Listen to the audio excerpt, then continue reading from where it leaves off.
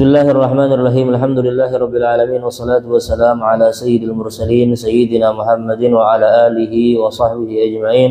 Subhanaka la ilma lana illa ma 'allamtana innaka antal alimul hakim. Tub 'alaina ya rabbana innaka antat tawwabur rahim. Rabbi shrah li sadri wa yassir li amri wa halul 'uqdatam min lisani yafqahu qawli wa saddid lisadani. Ila an qala al muallif rahimahullahu ta'ala wa nafa'ana bihi wa bi 'ulumihi fid dharain amin. Ila qawlihi وعامل جميع الخلق بأن تكف عنهم شرهم فإن الله يكف عنك شرهم فقد روي في الأثر عن سيد البشر من أراد السلامة فليطلبها في سلامة غيره منه وانوي الخير لجميع المسلمين فإنه قد ورد في الحديث نية المرء خير من عمله ورد أيضا إنما الأعمال بالنيات الحديث. Masih membahas tentang hal yang diwasiatkan oleh Habib Ali bin Hasan Al-Attas di pertemuan sebelumnya, bahwasanya salah satu wasiat beliau adalah kita bersifat dengan kasih sayang yang sempurna. Artinya bujur-bujur berkasih sayang dengan semua makhluk Allah. Lalu kemudian bahkan beliau berkata bahwasanya termasuk tanda orang yang beruntung itu adalah ketika Allah meletakkan rasa kasih sayang di dalam hatinya. Makanya Nabi bersabda, la yunza'ur rahmah min rajulin illa syaqi. Tidaklah dicabut rasa kasih sayang di dalam seseorang itu kecuali pasti celaka. Makanya sifat orang muslim itu adalah gampang berkasih sayang, mudah melihat kasih sayang kepada orang lain. Lalu kemudian wasiat beliau adalah, ujar beliau, wa amil jami'al khalq bi an takufa anhum syarra. Ujar beliau bahwasanya kamu bersikap kepada semua makhluknya Allah dengan kamu menjaga atau menahan mereka itu dari segala macam kejelekan. Artinya wajar ketika kita ini biasanya kadang-kadang bergaul dengan orang lain, lalu kemudian kadang-kadang kita ini menemui yang satu kejelekan dari kawan kita misalnya. Maka ujar beliau, minimal ujar beliau, kamu menjaga dirimu supaya jangan sampai kejelekanmu itu sampai terkena orang lain. Nah itu. Fa innallaha yakufu anka syarrahum. Karena Allah tuh ini, karena sesungguhnya Allah akan mencegah kamu dari kejelekan mereka. Nah ini ada yang namanya hukum karma kan? Hukum karma kalau di dalam Islam tuh bahasanya tuh lain hukum karma kan? Cuman itu namanya balasan setiap perbuatan manusia. Kalau belum pernah membaca rasanya kalimat hukum karma itu kan diambil dari dari agama Buddha lah, namun kalau salah. Cuman intinya Islam tuh model kayak itu, bahwasanya ada balasan. Sebagaimana kama tadi nutu dan sebagaimana kita berbuat kayak itu juga kita akan menuai.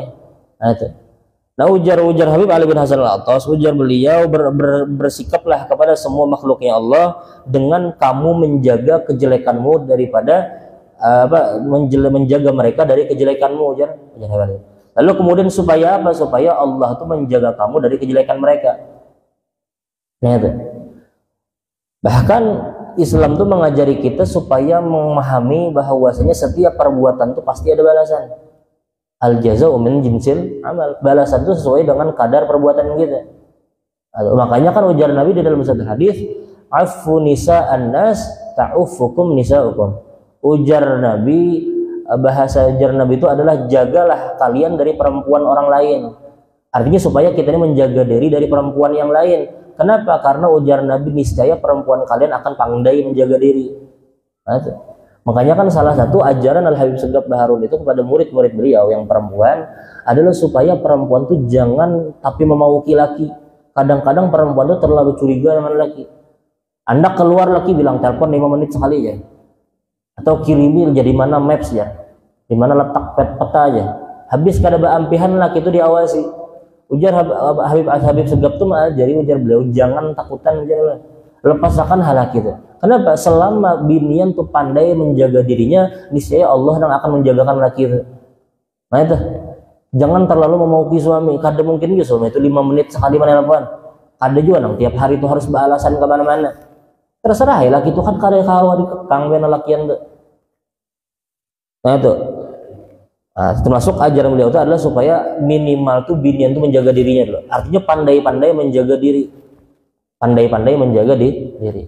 Kada tapi mendekati orang lain misalnya, kada tapi beramah-ramah dengan orang lain. Kenapa? Karena perempuan tuh, mohon maaf, perempuan tuh dianjurkan supaya bahkan berbicara tuh dianjurkan mengencangkan suaranya, artinya mengeraskan suaranya. jangan berlembut-lembut. Itu. Makanya kan di dalam azkar itu salah satu contohnya Al-Imam An-Nawawi dalam kitab Al-Azkar menjelaskan bahwa ketika perempuan itu diketuk rumahnya, perempuan itu kan bisa di rumah. Kalau seandainya rumahnya itu diketuk oleh seorang laki-laki yang bukan mahramnya, maka ujar Imam Nawawi itu adalah supaya perempuan itu jangan langsung membuka pintu, tapi tanyakan dulu, dan tanyakan tuh dengan suara yang khasyin, dengan suara yang kasar, tapi bukan kasar benar bang, cuman mengeraskan suara, jangan berlembut-lembut suara. Ibarat bahasanya tuh dikencangkan suaranya, dilaki-lakiakan suaranya. Nah, jangan sampai nang model apa bahasa itu menggoda bahasa suaranya. Siapalah ya. Nah kayak itu. Nah itu dianjurkan supaya perempuan itu jangan nang kayak itu. Karena mau kada mau, sekalipun memang ada sebagian madhab, bahkan di dalam kitab madhab Syafi'i memang mengatakan bahwa suara perempuan itu memang bukan aurat, memang. Tapi itu tuh masih bisa menimbulkan fitnah. Apalagi kan ketika akhir zaman tuh orang tuh makin banyak yang namanya keburukan atau kada kau dipungkiri. Nah, jadi dianjurkan bagi perempuan itu supaya mengencangkan suaranya. Maksudnya mengencangkan suaranya bukan berkeras suara lain, maksudnya ketika itu melaki-lakiakan suara, jangan dilembut-lembutakan suara. Bahkan nadanya pun jangan dilembutakan. Siapa namanya? Ada. Nah ujar Nabi aifu nisaan apa ya aifu nisaan nas ta'ufukum nisaukum. Ujar Nabi jagalah bagi laki-laki nih. Barang siapa yang pandai menjaga daripada perempuan-perempuan orang lain, niscaya Allah akan menjaga istri-istrinya di rumah. Bahkan birru abaakum taburrukum abnaakum. Berbaktilah kalian kepada orang tua kalian, niscaya kalian pun akan dibuat bakti oleh anak-anak kalian. Makanya kan di dalam hadis menjelaskan tentang bakti anak, itu menjelaskan bahwasanya hadis itu memberikan 3 faedah. Yang pertama adalah seorang anak yang berbakti itu pasti panjang umur, pertama. Lalu yang kedua adalah pastinya memiliki anak. Lalu yang ketiga pastinya memiliki anak yang berbakti. Atau kenapa? Karena ujar Nabi di dalam hadis yang lain birru abaakum taburrukum abnaakum, berbaktilah kalian kepada orang tua kalian, niscaya anak-anak kalian akan berbakti kepada kalian. Kira-kira kayak apa kalau seandainya orang tuh kada diisi anak? Pasti diisi anak. Karena ujar Nabi niscaya nih anak-anak kalian pasti berbakti kepada kalian. Dan salah satu dalil juga bahwa ini akan menunjukkan bahwa orang tersebut panjang umur. Artinya sampai sempat menemui anak itu berbakti kepada dirinya. Dan yang ketiga adalah cuma mendapatkan anak yang berbakti. Nah itu. Lalu sering jadi pertanyaan tuh bagaimana kalau seandainya orang tua kita tuh sudah meninggal terlebih dahulu? Bagaimana cara kita berbakti kepada orang tua? Salah satu cara berbakti kepada orang tua itu adalah selalu mengirimkan Al-Fatihah dan mengirimkan segala macam pahala kepada orang tua kita. Itu salah satunya. Lalu kemudian salah satunya pula adalah ketika selesai adzan, la ilaha illallah, kan ada doa adzan kan setelah adzan, Allahumma rabb hadhihi ad-da'wati tammah. Lalu kemudian dianjurkan untuk menambah doa apa? Allahumma ghfirli wa liwalidayya. Sebanyak berapa kali? Sebanyak 5 kali. Nah, sebagaimana disebutkan di dalam kitab bahwa barang siapa yang membaca itu setelah adzan sebanyak 5 kali, niscaya ia termasuk dianggap di sisi Allah sebagai orang yang anak yang berbakti. Ada. Karena berat pian kalau seandainya kita bahas tentang bakti kepada orang tua itu berat luar biasa.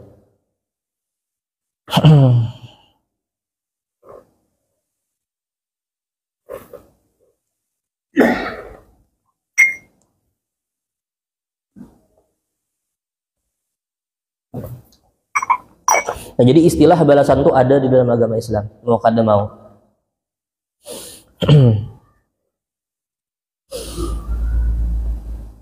Nah, ujar Habib Ali bin Hasan supaya kita menahan diri dari kejelekan kita, supaya jangan mengenai orang lain. Di setiap kita ini pasti memiliki kejelekan, tapi minimal jangan sampai kejelekan kita itu mengenai orang lain. Nah, itu.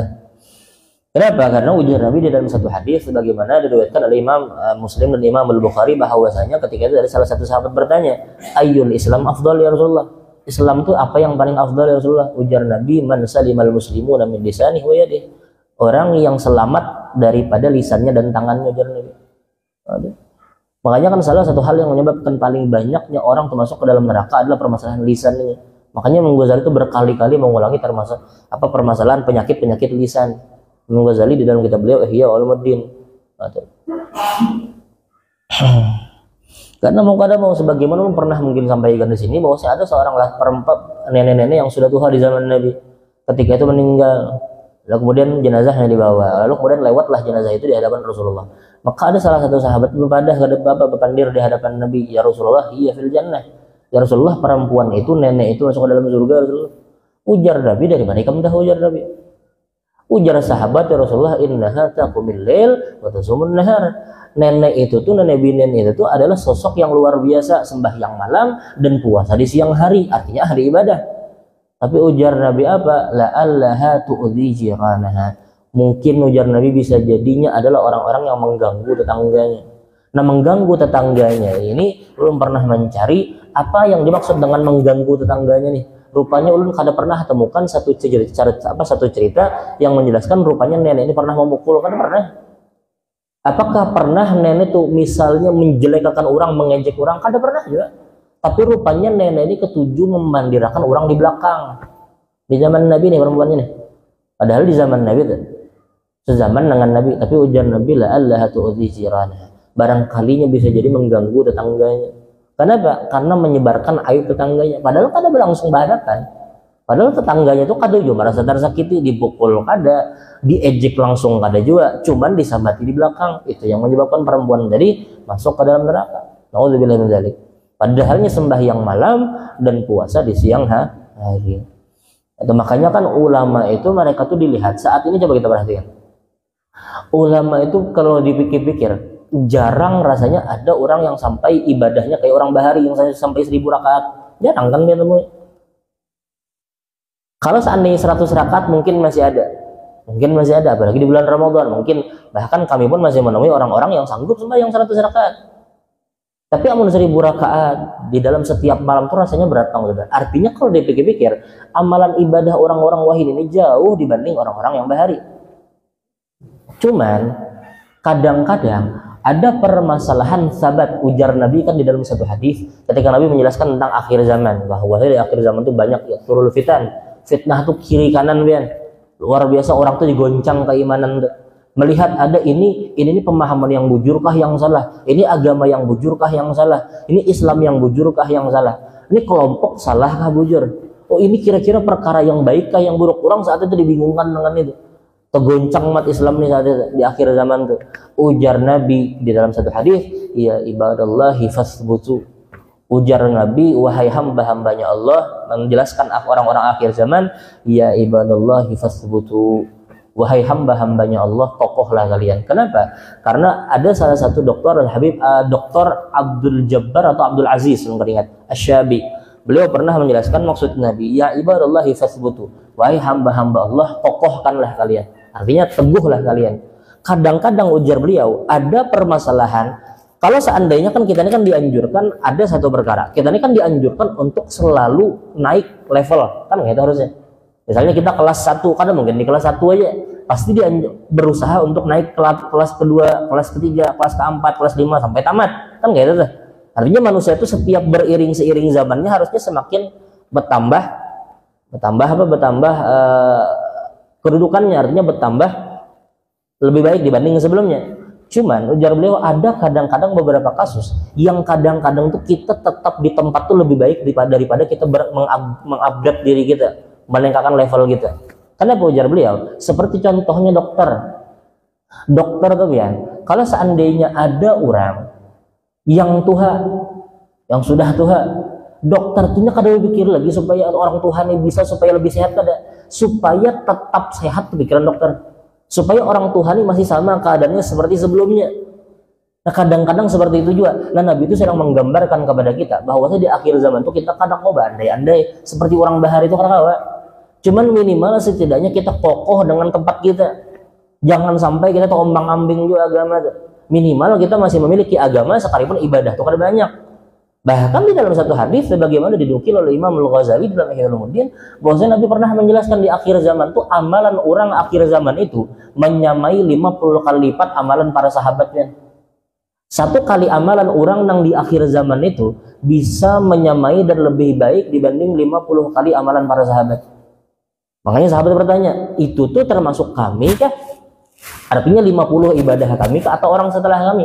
Ujar Nabi, 50 amalan kalian. Artinya orang akhir zaman tuh cobaannya kan banyak nih, kiri kanan cobaannya.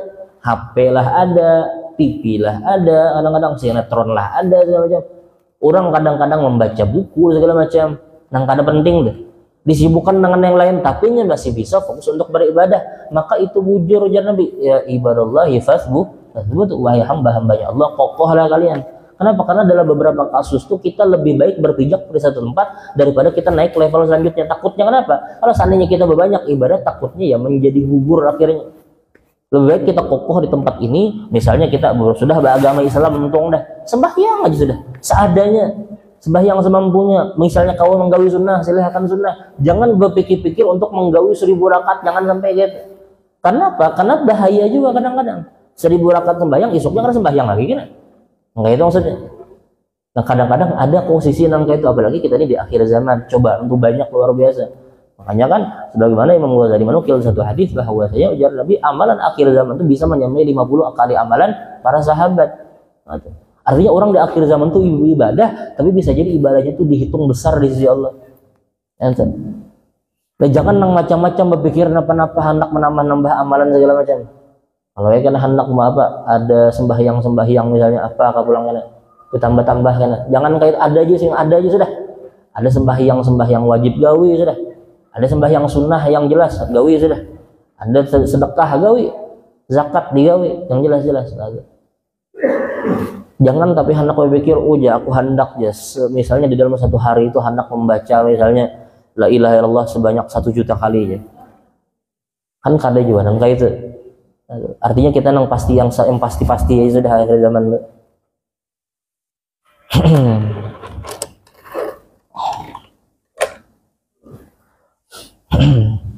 Nah, makanya kan ujar Nabi man salimal muslimuna min lisanihi wa yadihi. Padahal hadis itu kalau seandainya kita rancak dengar.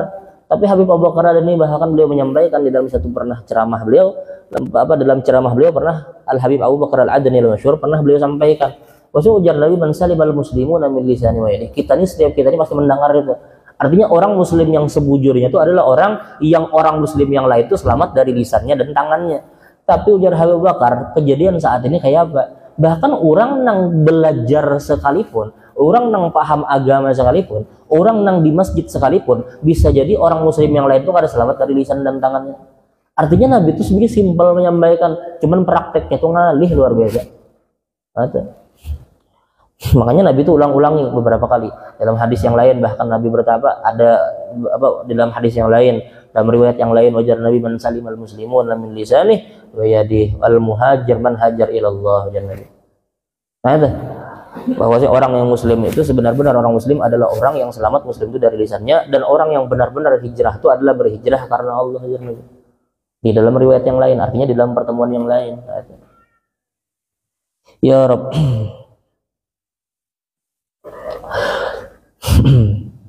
Faqad ruwiya fil athar an sayyidil bashar man arada as-salamah falyatlubha bi salamati ghairihi minhu. Ujar Nabi barang siapa, sebagaimana disebutkan dalam satu athar bahwasanya Nabi kita Muhammad bersabda, barang siapa ujar Nabi yang menginginkan keselamatan, maka carilah itu di dalam menselamatkan orang lain daripada diri sendiri.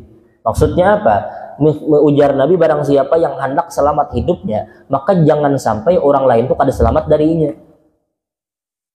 Mun kita nih hendak selamat dari muntung orang lain, minimal kita ini menjaga buntung kita daripada menjelekkan orang lain.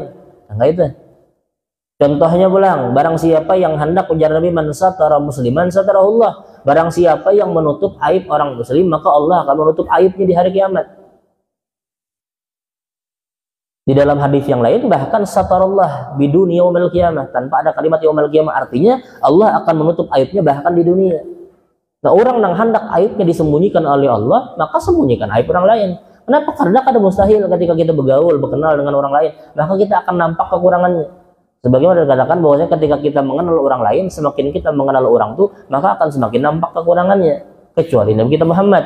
Kalau Nabi Muhammad tuh makin dikenal, makin nampak kelebihannya. Tapi orang lain makin dikenal, makin nampak kekurangannya. Maka wajar ketika kita melihat satu aib. Bahkan disebutkan bahwasanya ada kadang-kadang, bahkan jangankan orang biasa, orang yang soleh pun masih ada memiliki satu aib. Beberapa aib bahkan. Orang ulama itu pasti memiliki aib. Cuman sebagaimana disebutkan di dalam Misbahul Dhalam, kadang-kadang ada orang yang orang tuh memiliki aib, tapi aib itu kada boleh untuk disebarkan. Kenapa? Karena haknya. Orang alim contohnya melakukan satu kesalahan, wajar.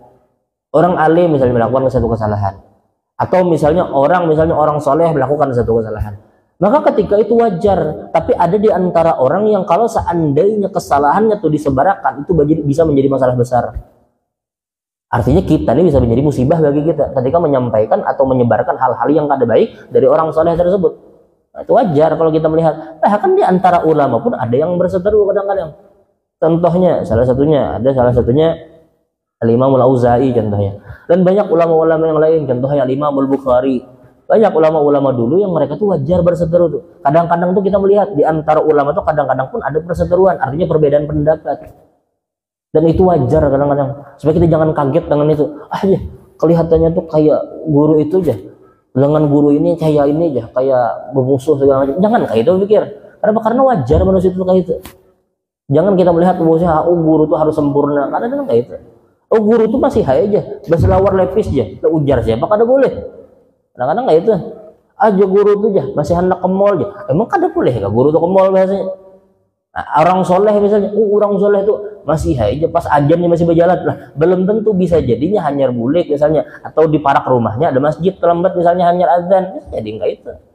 Nah, kadang-kadang kita tuh melihat secara zahir, bahkan ketika kita melihat secara langsungnya masih bisa gagal paham. Apalagi kalau seandainya cuma melalui telinga kadang-kadang. Mendengar kita, guru si anu kayak gini. Iya aja. Dasar neraka aja sudah aja. Langsung memvonis orang neraka naudzubillah. Atau misalnya kekawanan misalnya, ikam tahu lagi si ibu ini aja, si bapak ini aja. Itu kayak dikenek, iya aja. Umma aja. Langsung ditaguk kayak itu aja. Padahal apa yang kita lihat secara mata aja kadang-kadang bisa salah paham. Apalagi kalau seandainya melalui telinga nih. Ya, makanya Nabi itu selalu mewanti-wanti di dalam permasalahan hak manusia. Kalau seandainya kita deh, tanpa kita meremehkan maksiat kepada Allah, tapi kalau seandainya orang melakukan kesalahan di antara dirinya dan di antara Tuhan, masih ada kemungkinan ampunan pian nyaman.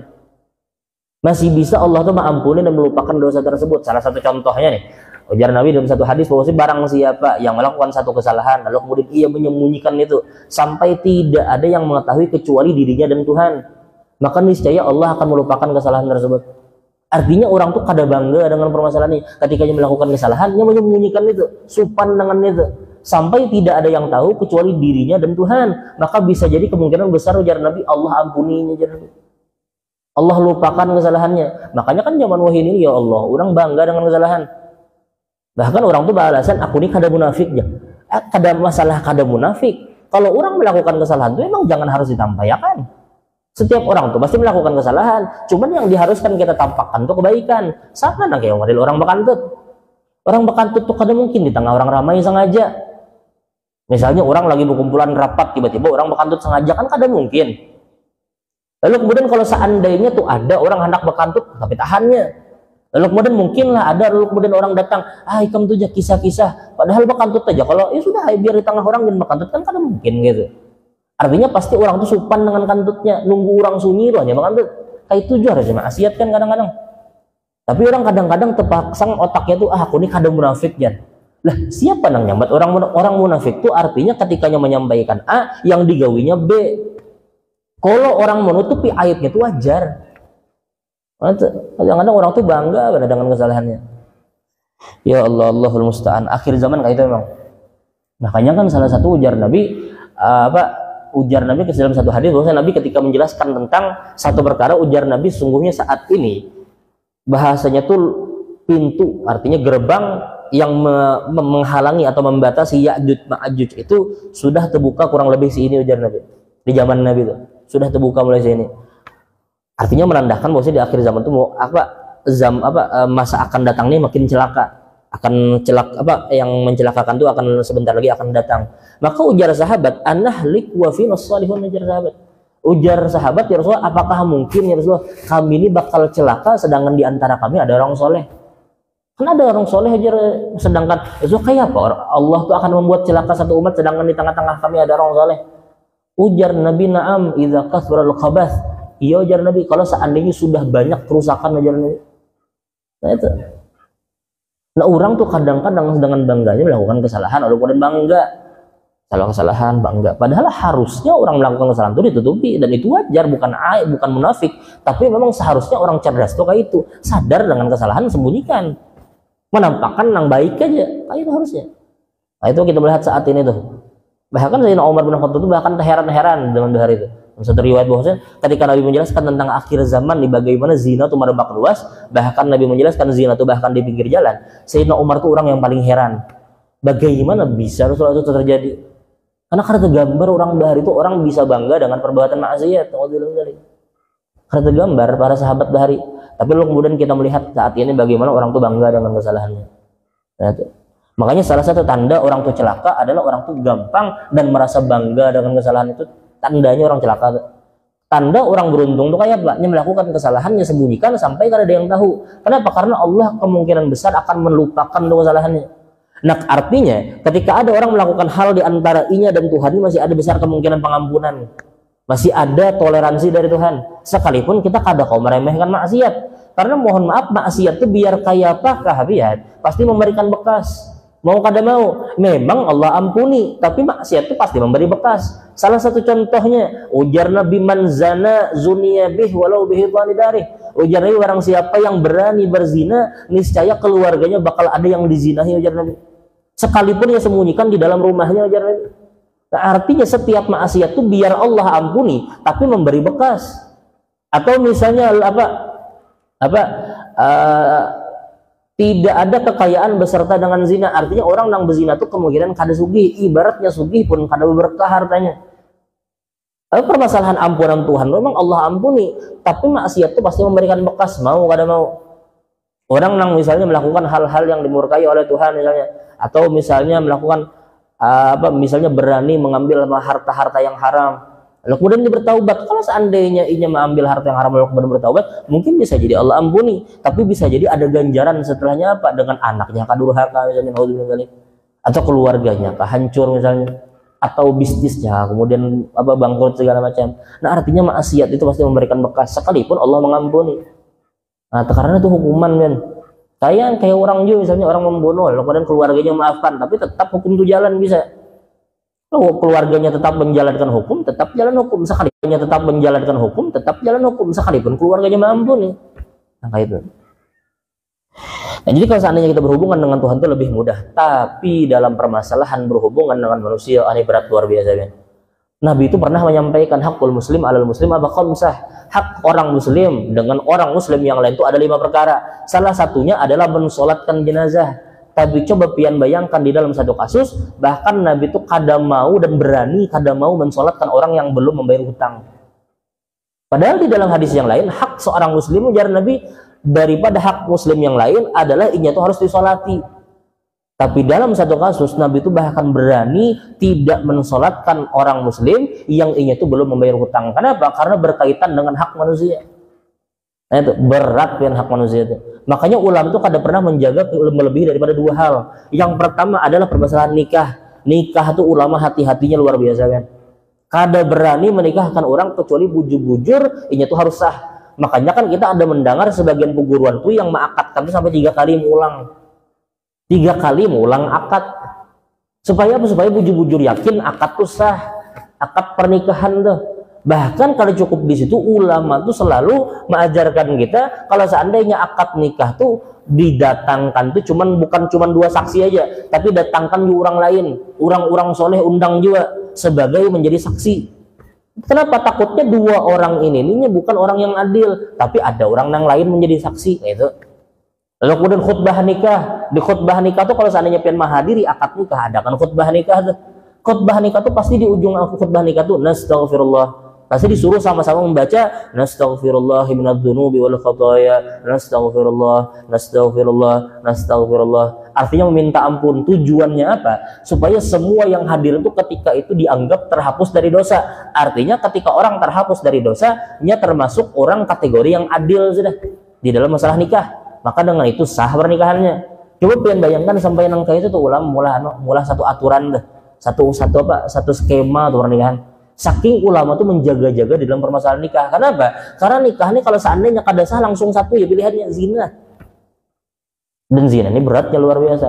Coba bayangkan kalau seandainya nih Ada orang misalnya saksinya rupanya kada adil, karenanya melakukan dosa besar, lalu kemudian belum bertaubat, lalu kemudian disuruh jadi saksi, jadi saksinya.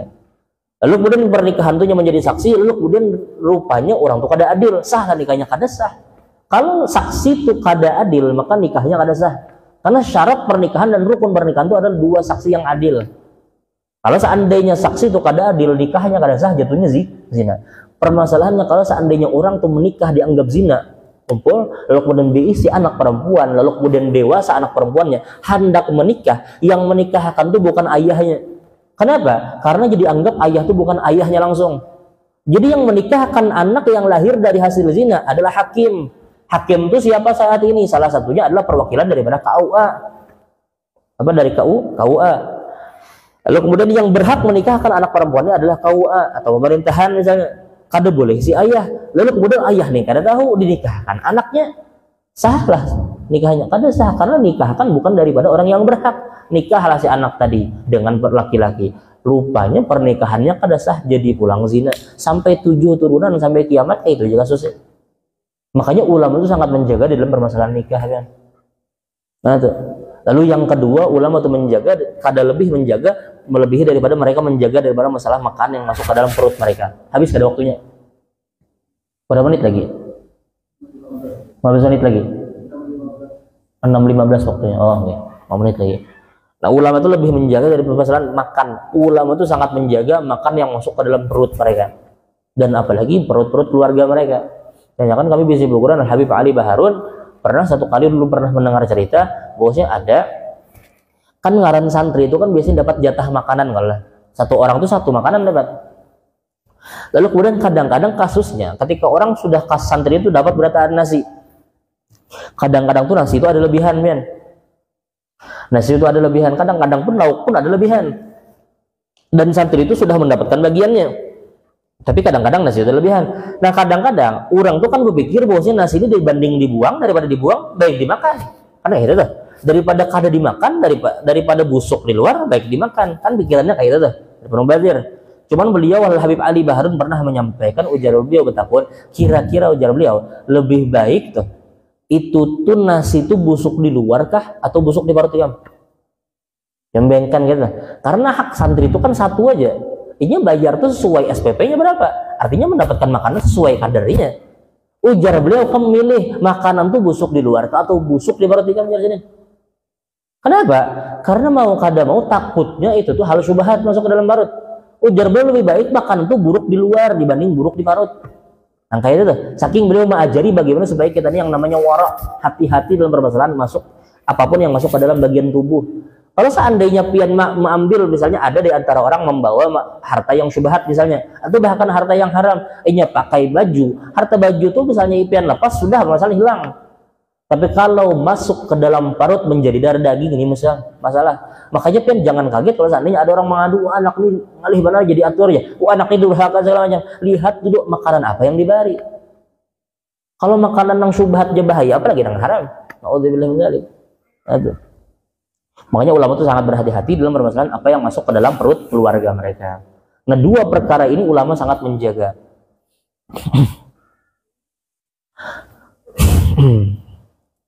Nah, artinya supaya kita sama-sama menyadari bahwa hak dengan seorang orang hak sesama muslim itu berat kan.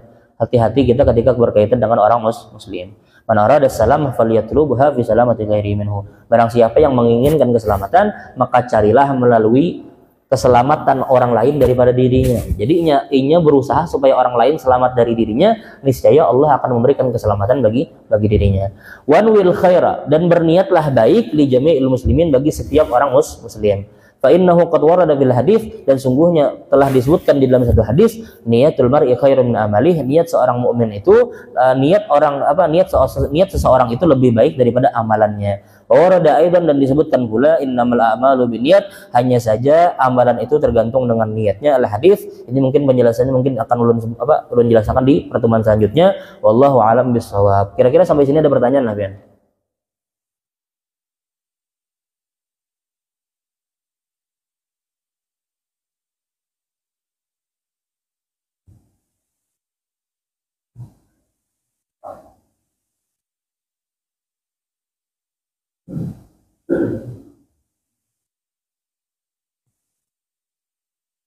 Adalah pertanyaan kira-kira. Adakah?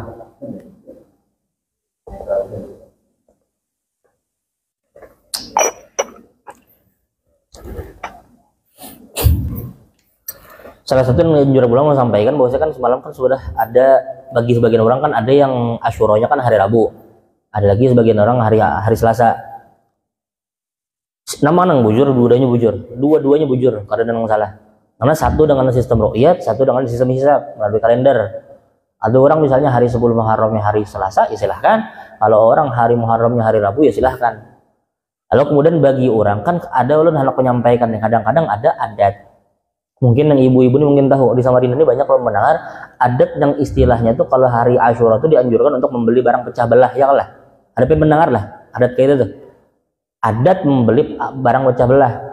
Ini kadang-kadang ada orang langsung menghukumi itu adat buruk, jangan kayak itu. Tuhan sampaikan, sekedar menyampaikan aja. Kenapa? Karena adat kadang-kadang orang bahali itu anak adat tuh bagus kadang-kadang. Kenapa? Karena bisa jadi orang membeli barang pecah belah itu tujuannya tausiah lil iyal, menyenangi keluarga. Jadi ketika itu kita dianjurkan untuk membeli barang pecah belah. Maksudnya apa? Beli barang piring. Hari Asyura tuh dianjurkan kita oleh orang-orang bahari untuk belanja barang pecah belah kayak gelas, cangkir, piring, sendok segala macam, atau panci. Kalau seandainya kita lihat secara dalil khususnya memang kadada, cuman bisa jadi orang bahari itu berdasarkan dengan hadis Nabi apa? Man wassa'a ala iyalih fi yawm 10 min Muharram wassa'allahu bi sa'ir sanatih. Ujar Nabi, barang siapa yang melapangkan keluarganya di tanggal 10 Muharram, niscaya Allah akan lapangkan rezekinya di sepanjang tahun tersebut.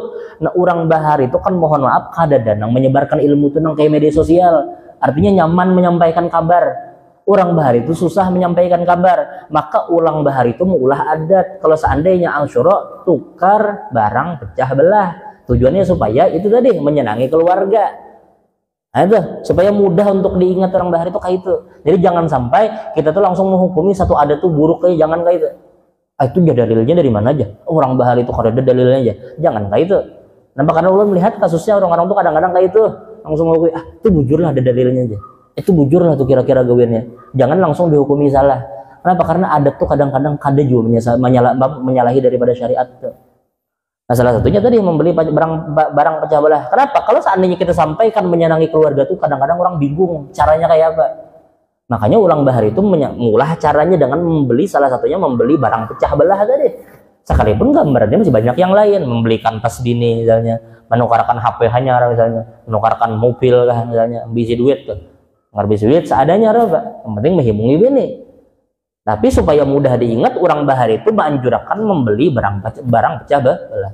Lalu kemudian pertanyaannya kayak apa kalau seandainya kada sempat memberikan keluarganya di tanggal 10 Muharram? Maka ulun pernah takuni dulu pada guguran ulun dulu bahwa kita berharap dengan kemurahan Tuhan, mudah-mudahan sekalipun kita kada sempat di tanggal 10, biayaiha atau bahasanya tuh himungi hak keluarga di selain 10 Muharram. Kita berharap dengan pemurahnya Allah, mudah-mudahan Allah tetap melancarkan rezeki kita sepanjang tahun tersebut. Jadi barang siapa yang kada sempat, ya kodok hari yang lain. Jangan ibadah jadi kodok, menghimungi keluarga kodok ya. Yang kayak itu. Makanya kan ini hari Asyura itu adalah hari kasih sayang di dalam Islam. Semua harus merasakan himbung. Bahkan kan salah satu anjurannya adalah menjenguk orang sakit. Supaya apa? Supaya jangan orang sehatnya yang himbung, orang sakit himbung juga. Maka itu tuh sampai bahkan anak yatim diperhatikan. Adalah hadisnya kan ada secara langsung Nabi menyuruh hari Muharram, kan ada. Hari Asyura memang kan ada hadisnya. Cuman ulama tuh menganjurkan kita, mengarahkan gitu. Nah, supaya orang di hari Asyura itu semua mendapatkan bagian daripada kebahagiaannya. Nah, bahkan kan kita dianjurkan juga untuk menziarahi makam orang yang sudah meninggal. Supaya bahkan bukan cuma orang yang hidup aja, orang yang meninggal pun mendapatkan bagian kebahagiaan. Wallahu a'lam bishawab. Mudah-mudahan kita termasuk orang-orang yang bahagia di akhirat. Mudah-mudahan dengan ini memberikan kita manfaat dunia akhirat. Allah ampuni dosa kita, Allah ampuni dosa keluarga kita, Allah ampuni dosa sanak jiran kita, dan mudah-mudahan Allah Subhanahu wa taala mengkaruniakan kita keturunan yang saleh salihah, dan mudah-mudahan Allah Subhanahu wa taala mewafatkan kita dalam keadaan husnul khatimah ba'da tulil umur fi sihatin wa khairin wa afiyah ala hadhihi an-niyyah wa ala kulli niyyatin salihah wa ala ma nawa bihi salafuna salih wa ila hadratin nabi Muhammad sallallahu alaihi wasallam bi sirri asraril Fatihah. Bismillahirrahmanirrahim. Alhamdulillahirabbil alamin. Ar-Rahmanir Rahim. Maliki yaumiddin. Iyyaka na'budu wa iyyaka nasta'in. Ihdinas siratal mustaqim. Siratal ladzina an'amta 'alaihim ghairil maghdubi 'alaihim waladdallin. Amin. Bismillahirrahmanirrahim. Alhamdulillahirabbil alamin wassalatu wassalamu ala sayyidil mursalin sayyidina Muhammadin wa ala alihi wa sahbihi ajmain. Allahumma ighfir lana wa liwalidina wa limasyayikhina wa lijami'il muslimina wal muslimatil mu'minina wal mu'minatil ahya'i minhum wal amwat. Allahumma la tada'a fi maqamina hadha dhanban illa ghafartah wa la 'aiban illa satartah wa la maridan illa syafitah wa la hajatan min hawaijid dunya wal akhirah illa qadaitah wa yassartah ya arhamar rahimin. Rabbana atina fid dunya hasanah wa fil akhirati hasanah wa qina adzabannar. Subhana rabbika rabbil izzati amma yasifun wa salamun 'alal mursalin walhamdulillahi rabbil alamin. Ulun minta halal minta ridha. Taqabbalallahu minkum.